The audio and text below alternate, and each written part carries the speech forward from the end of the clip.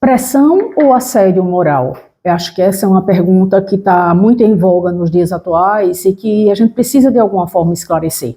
É uma linha muito tênue, né? Por mais que a gente tente dizer isso é aquilo, algumas vezes um comportamento pode se misturar no outro. Mas eu vou tentar passar com vocês uma explicação mais abrangente e depois eu vou para a prática. Como é que isso acontece na prática? E aí a gente conversa com mais detalhe a respeito de cada um dos comportamentos. Mas inicialmente, pensa assim. A pressão, ela tem a ver com o trabalho, ela tem uma relação direta com a questão da gente viver num mundo meritocrático, da gente viver numa empresa que vive atrás de lucro o tempo inteiro, um ambiente que é muito competitivo, então tem muita relação com prazo, com meta, com hora, com responsabilidade. Então a pressão ela tem a ver com o resultado, tem a ver com o trabalho, tem a ver com o que as pessoas estão fazendo no dia a dia das corporações.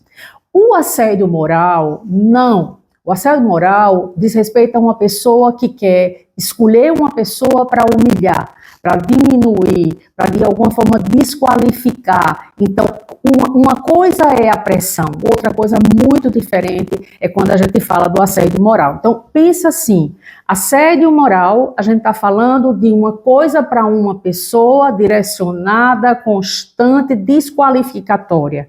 A pressão não, a pressão é meta, é resultado, é o dia, um dia é com um dia é com outro, e por aí vai.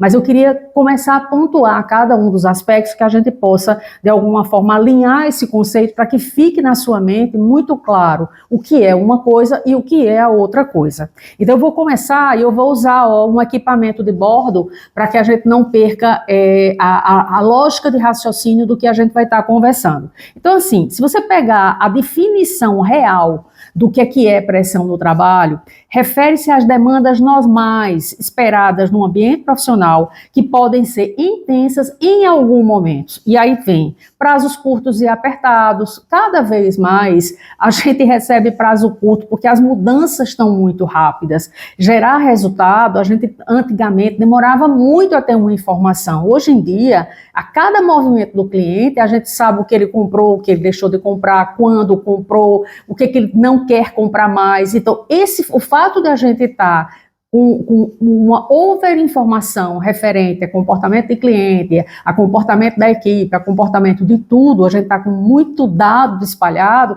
as coisas estão mudando numa velocidade muito grande. A tecnologia tem um impacto muito forte derivado disso.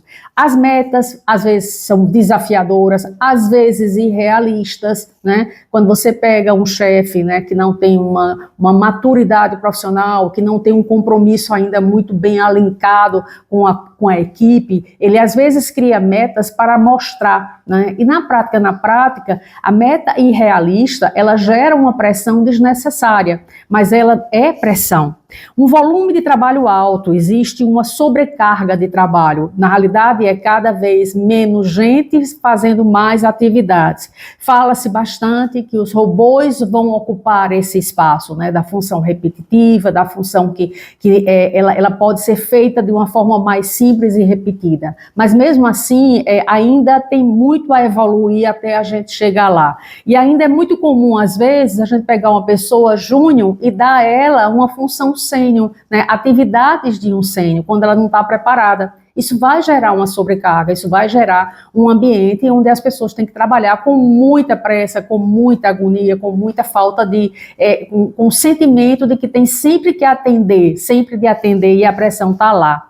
As tomadas de decisão rápidas, colocando a equipe em estado de alerta excessivo.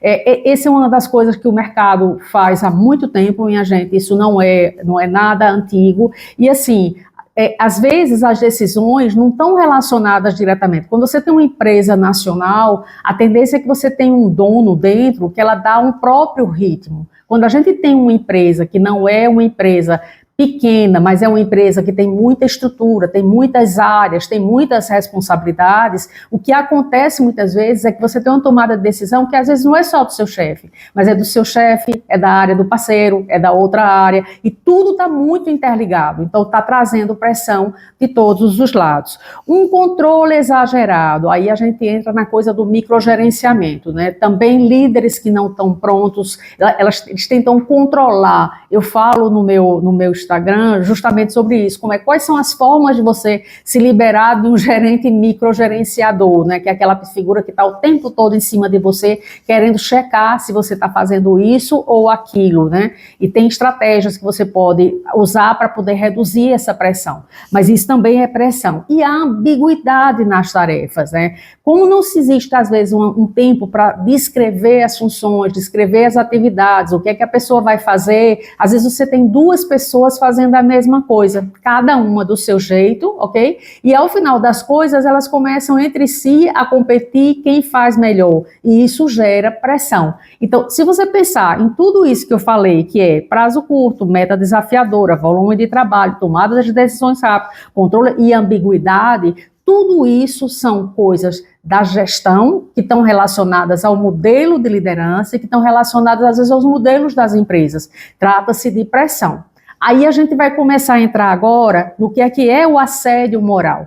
É assim, ó, consiste em práticas reiteradas de humilhação, intimidação ou constrangimento direcionadas a um ou mais trabalhadores de forma a prejudicar sua dignidade, sua saúde. E aí eu peguei alguns exemplos, de novo, para trazer para a prática, para que a gente possa trabalhar.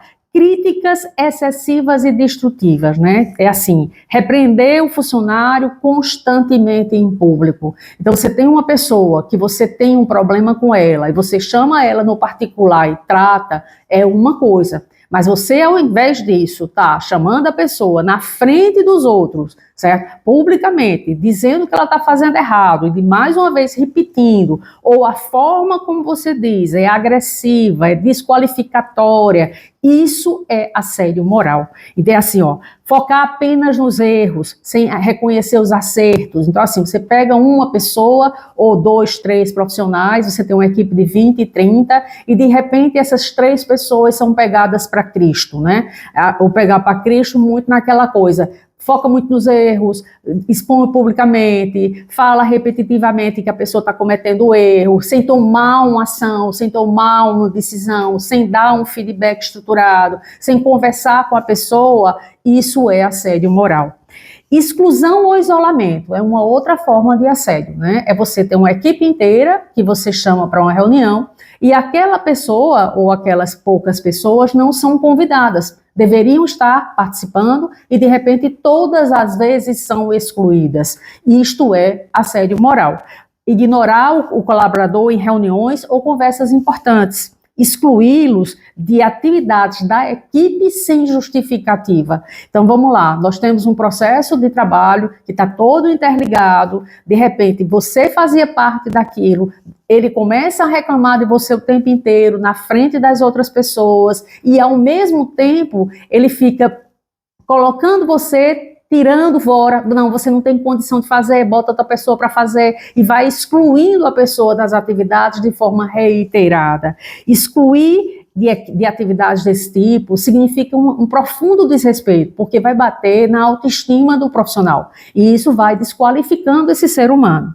Sobrecarga ou subutilização, veja, é tão engraçado, a gente sempre acha que a pressão do assédio moral é sobrecarga. Não, né? Você, às vezes a sobrecarga, se ela vem da pressão, ela não é para um só, ela é para várias, é para a equipe inteira. Se ela é uma sobrecarga para um, é complicado, mas a subutilização, ela é tão complicada quanto a não utilização da pessoa. Porque pensa, você faz parte de um time, está acontecendo tudo, você percebe que está acontecendo, mas você nunca é chamado, você nunca é incluído, você nunca pega as coisas que você poderia agregar valor dentro daquele time, né? Isto é considerado assédio moral.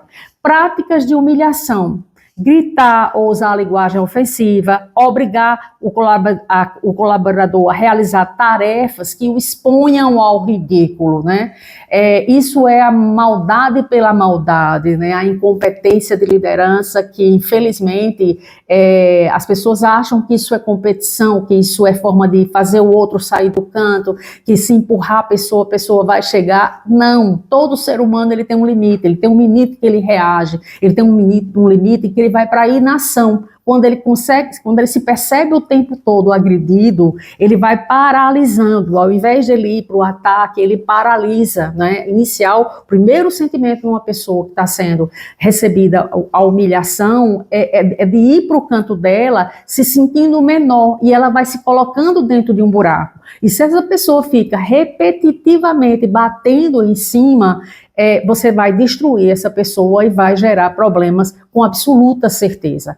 E com a ideia de dar um fechamento mais lógico para isso, a gente diferencia muito fortemente 4 situações em que definem o que é o assédio moral e o que é a pressão.